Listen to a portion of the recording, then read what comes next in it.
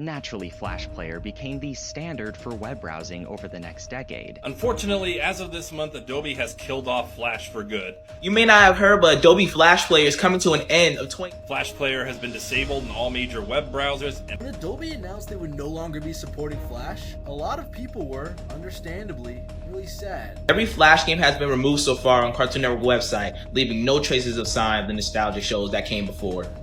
We grew very attached to this piece of computer software.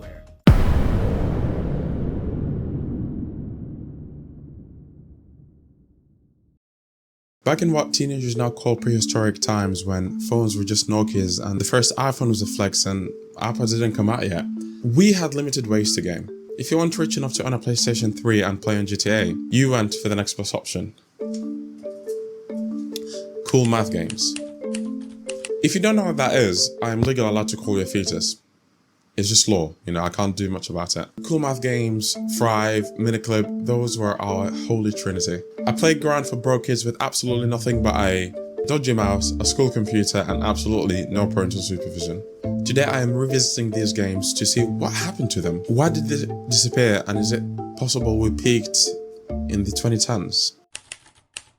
Flash games were the raw, unfiltered internet. Sites like Coolmath games, Armor games, and Addicted games had literal of thousands of free-to-play games. We had Run, the game that taught you spatial awareness and rage, the world's hardest game, and it wasn't lying, my trust issues started there. Duck Life, train a duck to become the next Usain Bolt. Well, why wouldn't you? Blocksaurus, the one that convinced us we were certified geniuses, and of course, the chaotic criminal that is called Henry Stickmin. Every decision in that game felt life-altering. You picked a teleporter and ended up in the middle of the desert. It just happens. You picked a crowbar and sets off 19 alarms. Still worth it. Flash games taught us creativity, and they also taught us that Flash will crash out mid-boss fight. Then there was Thrive, also known as the site where there are no labels and you have to figure out what the game is based on a very small pixelated thumbnail. And at the heart of Thrive, the relationship testing, the rage-inducing, the iconic Fireboy and Watergirl. If you never screamed at your sibling or your best friend over who moved first into the lava, you never lived. The game made you trust, communicate, strategize, and then immediately blame the other person as soon as both of you got off the seesaw. Fireboy and Watergirl wasn't just a game. It was a co-op survival simulator disguised as a platformer. There's a grey gem that I need to get.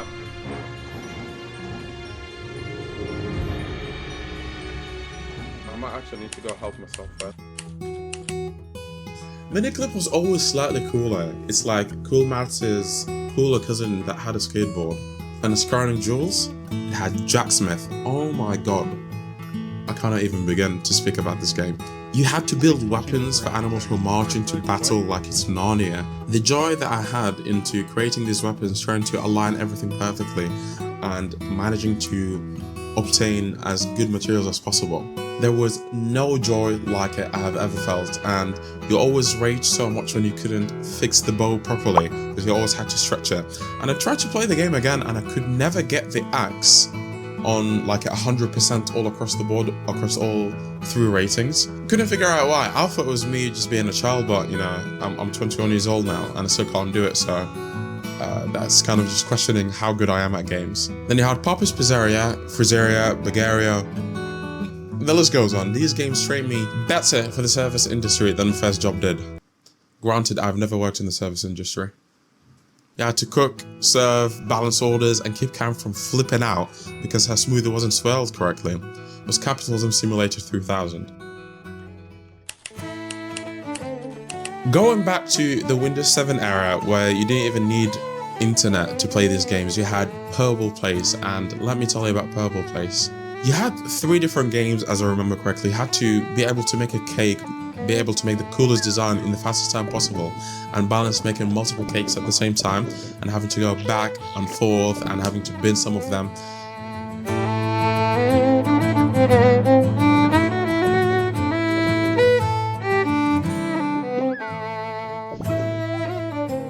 I quite like the memory game in Purble Place, especially when you had to fill up that hourglass and you managed to get a hint. I don't remember it correctly. I will remember it once I actually play it. You had a pattern matching game where you had to figure out how a character looked. And I think it reminds me a lot of like Wordle. I feel like that was the Wordle before Wordle came out. Don't come at me. The Purble Place, it was like Among Us before Among Us. You had to figure out identities, solve puzzles, and avoid burning pixelated gates. Also, shout out to Minesweeper, Chess Titans, and Solitaire. Also, they kept dads busy while Excel crashed. But then, in 2020, it happened. Flash died. Unfortunately, as of this month, Adobe has killed off Flash for good. Adobe pulled the plug, and with it, thousands of childhood games just went poof. When Adobe announced they would no longer be supporting Flash, a lot of people were, understandably, really sad. Coolmath games had to rebuild, Miniclip dropped Flash support, and Papa shut down his kitchen. And like that, our pixelated playground has disappeared. So what happened to these games? Technology moved on, phones took over, Flash became obsolete. But the truth is, we didn't just lose games, we lost vibes. That feeling of playing Fireboy and Watergirl during IT class, the adrenaline of hiding Coolmath games when your teacher passed by, the joy of seeing the Purble Place cake just barely not explode. They don't make games like that anymore. But that's okay. Because we can. Or we could just play them at Flashpoint like emotionally stunted adults. Anyways, comment your favorite childhood game below. I'd like to see if I recognize any of them, if I played any of them, and if I should play any of them. If you guys think that there are games that I've missed and you want to see them in a part 2 of this video, do let me know, comment it down below.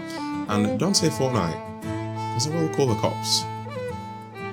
Hey, if you're going to enjoy this video, please leave a thumbs up, subscribe, and press that notification bell. And join me in my Discord. I've left my Discord on all my social medias just down in the description. And I'll see you guys next time.